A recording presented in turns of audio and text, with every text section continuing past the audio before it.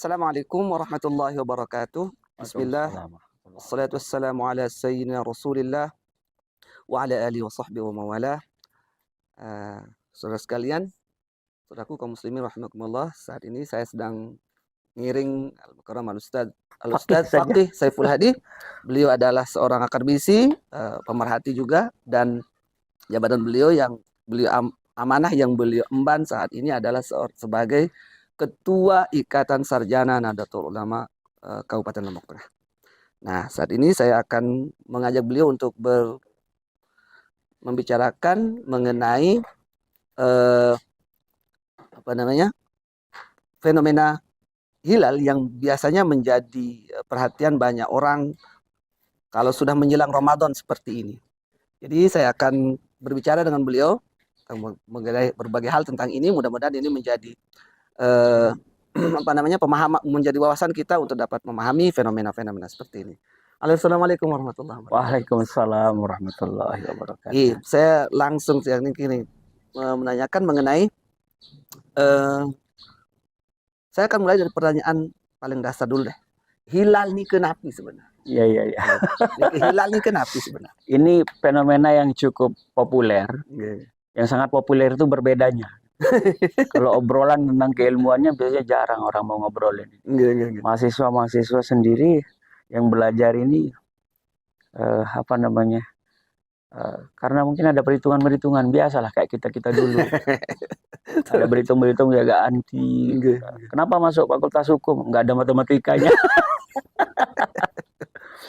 Tapi ini memang salah satu ranah di mana ilmu eksat seperti matematika, khususan yang trigonometri itu integral dengan masalah-masalah keagamaan.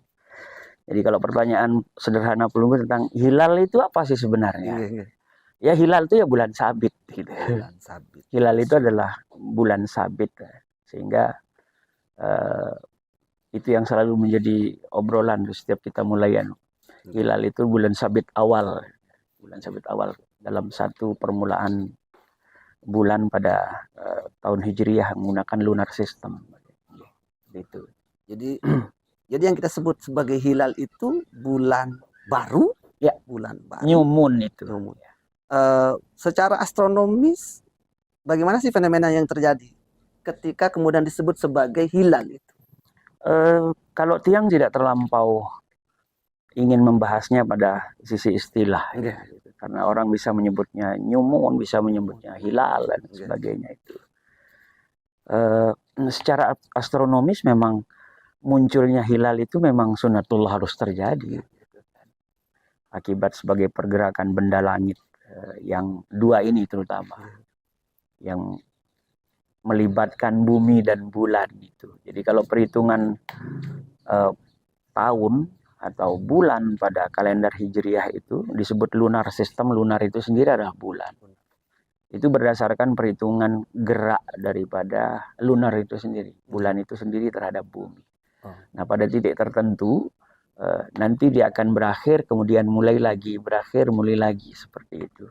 Nah ketika mulainya itulah di situ kita sebut sebagai hilal atau bulan baru. Bulan. Itu waktunya apakah selalu harus malam hari itu wujudul hilal? Kalau berbicara wujud ya, kita berbicara perspektif hisab dan ru'yah ya. Kalau wujud dalam perspektif hisab ya tidak harus selalu malam. Cuman perhitungan tanggal ya, tapi itu berbeda nanti. Kalau wujud itu bergantung dari waktu ijtima'nya. Jadi kira-kira waktu ijtima' itu adalah kapan ketiga benda langit ini, yaitu matahari, bumi, dan bulan itu ada pada satu garis sejajar. Tapi tidak sejajar banget gitu. Tidak full 100% sejajar sehingga misalnya bulan tertutup oleh bumi. Nah, kalau fenomena yang seperti itu nanti gerhana dia. Tapi ada bagian bulan yang sedikit saja terkena sinar matahari. Nah, bagian yang sangat sedikit itu pada persentase terkecilnya itu kalau yang di dalam bahasa Palak disebut dengan nurul hilal. Nurul hilal. Kalau bahasa Kopangnya itu kan fraction illumination of the moon. Fraction illumination of the moon. Itu. Nah, itu yang menandai awal mula bulan baru itu. Nah, dalam perspektif hisab itu bisa terjadi siang, bisa pagi, gitu, berdasar perhitungan. Berarti sebenarnya yang disebut dengan hilal itu sendiri ada kesejajaran itu tadi. Waktul ijtima. Waktu ijtimanya maksudnya. Ketika sejajar 3 benda langit. Berarti itu bisa terjadi siang hari, bisa terjadi malam siang hari, bisa terjadi malam hari. Kemudian ini ya, mengenai istilah yang imkan ru'yah. Nah, ini kita sudah masuk ke yang agak dalam visibility. Visibility. Kalau secara kasat mata, katakan begitu, yang disebut tadi itu hilal yang sejajar atau masih nggak sejajar banget itu tadi, apakah itu sudah bisa dilihat secara kasat mata? Bergantung ketinggian di atas ufuk, Ustaz.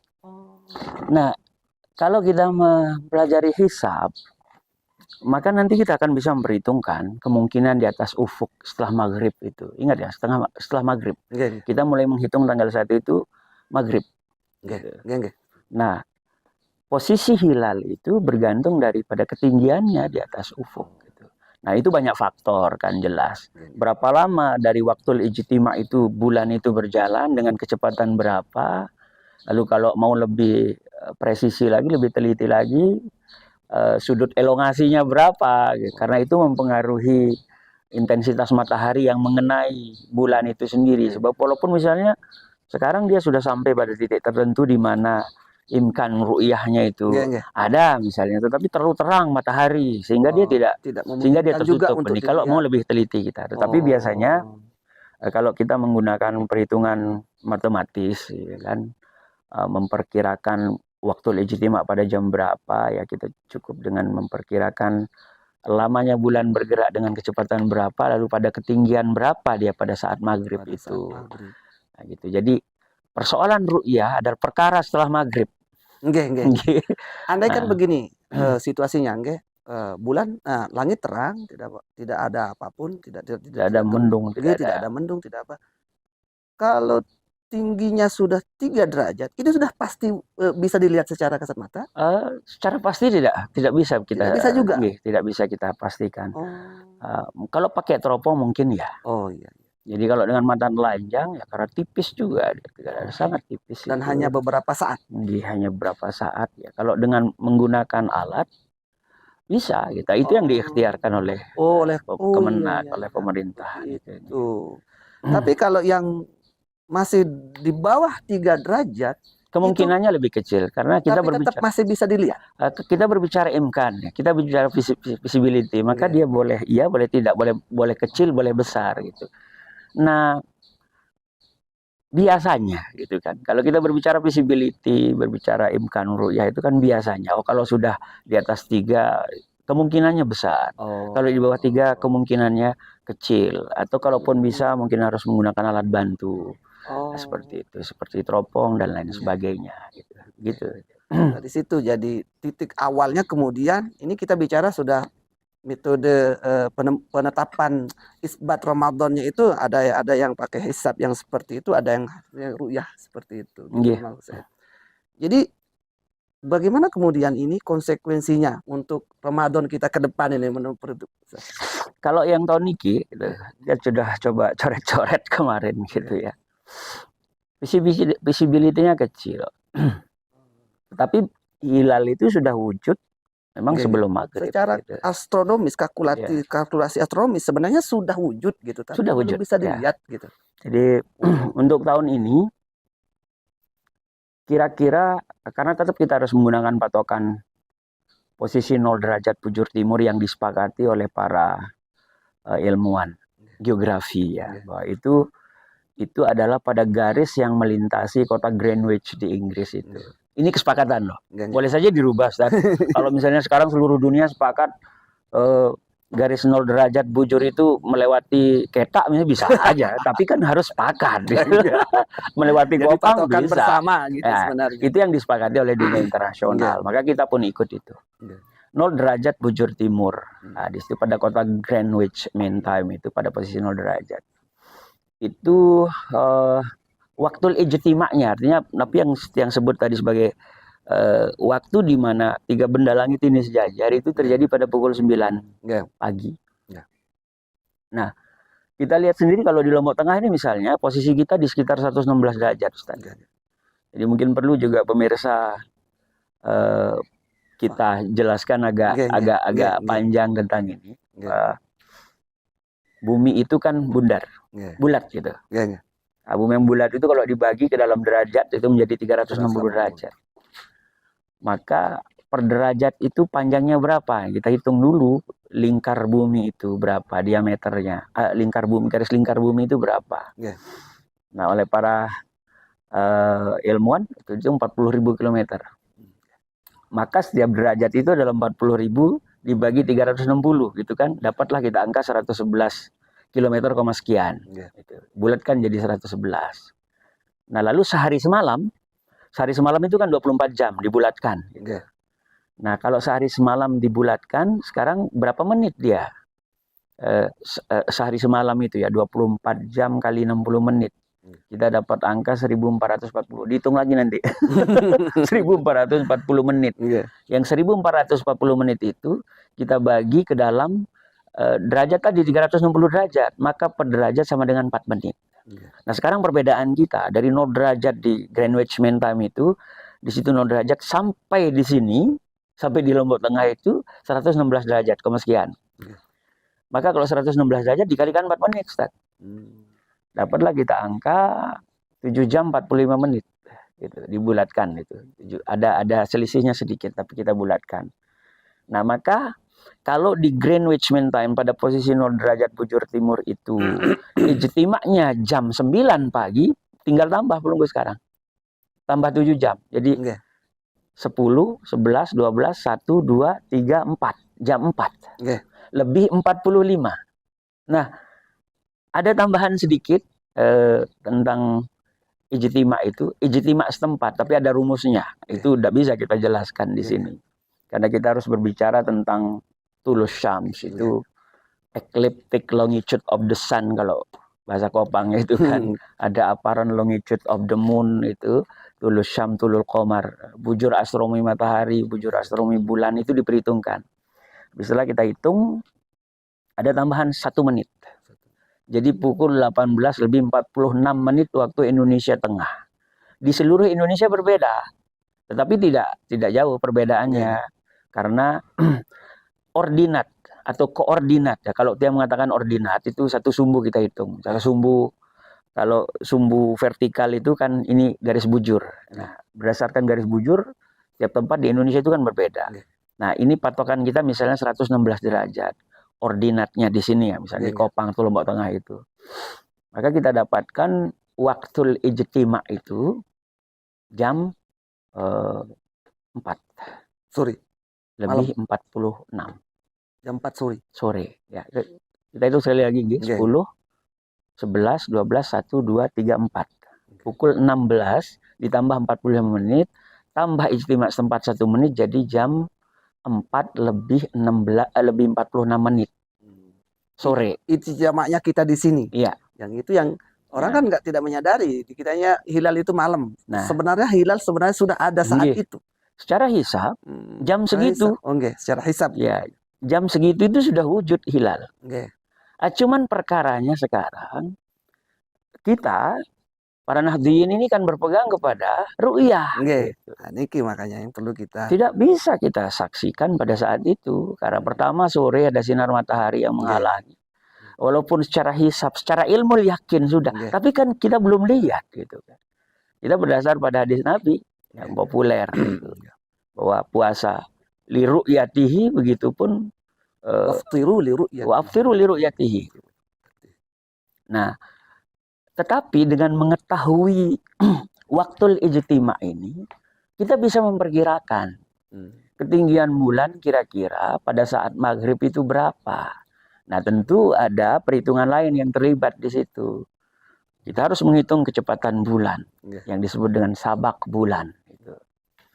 Jadi, kalau secara perhitungan kita dapatkan sekarang itu untuk Ramadan besok, bulan berada pada kecepatan sekitar 0,6 derajat. Setengah derajat lebih sedikit per jam.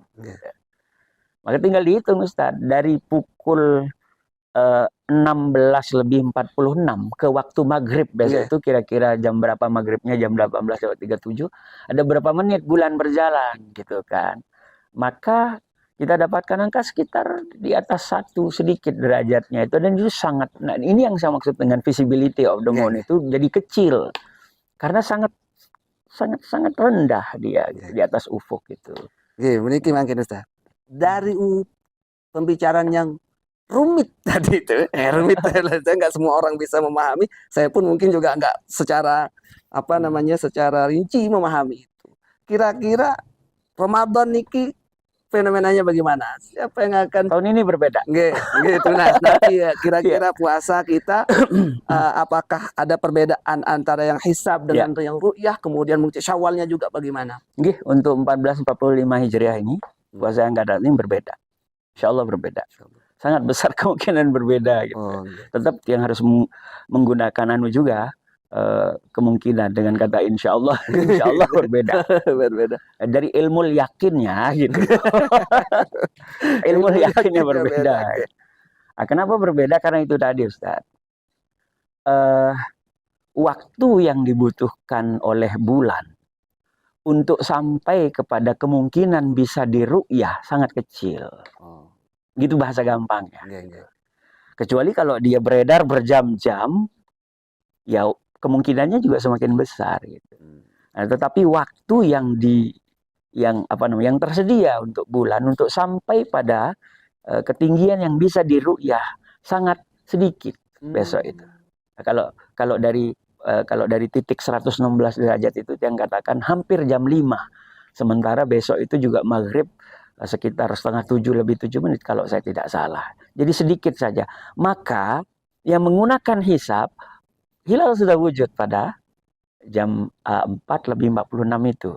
Tetapi yang menggunakan sandaran ru'yah rasanya agak sulit kita melihat bulan. Maka terjadi perbedaan. Yang hisab bulan sudah wujud kok. Maka mereka akan mulai, karena bulan wujud hilal pada secara hisab untuk tahun ini itu hari Ahad. Dan tanggal sudah 10. ditetapkan oleh BP Muhammadiyah bahwa sudah mereka tetapkan pada tanggal berapa itu. Ya, sebenarnya kalau secara berhitung yang 50-100 tahun lagi sudah bisa kita tentukan gitu kan. Gitu. Jadi kira-kira nanti yang ahli hisab ini ahli hisab itu ahli hisab versi kita Ustaz. Ahli hisab itu berarti mulai lebih awal hari jelas. Senin. Dan kita mungkin karena hilal tidak terlihat pada malam Senin, maka besok malamnya bisa jadinya. Satu hal Ustaz, ini sebelum saya lanjutkan ke yang lain tadi. Kemudian ada fenomena menarik ini yang sering membuat keraguan di kalangan yang mengikuti ru'yah ini.